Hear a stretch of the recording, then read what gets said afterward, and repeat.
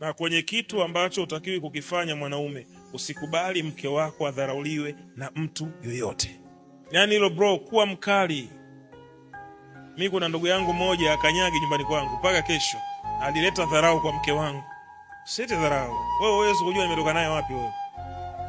Mimi nikiumwa sasa hivi wewe mimi siwezi kuvua nguo wewe unitibu, huwezi. Umheshimu mke wako, ni heshima hata kwa Mungu.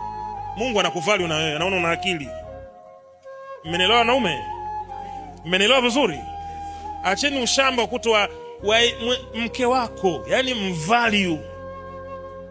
Asitokee kiumbe yoyote na mdharau tu. Hapana, hamna hiyo. Hata kama ni ndugu yako wa damu, hapaswi kumdharau.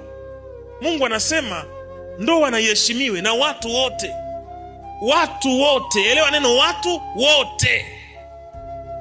Na ndo mapenzi, you create mapenzi kwa mke wako.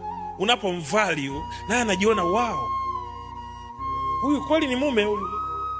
Sasa wewe dada yako anamtukana mke wako, upo kimya. Unajua mke wangu ile dada yangu, mzoee. Mimi hamna hicho kitu. Naambia sister, umemtukana mke wangu, usikanyage nyumbani. Limerogwa ndio. Si basi. Kwa mimi watu wanajuaga misimamo yangu kwa mke wangu. Ndugu wote wanajua. Yule mke wake aguswi, hachezewi.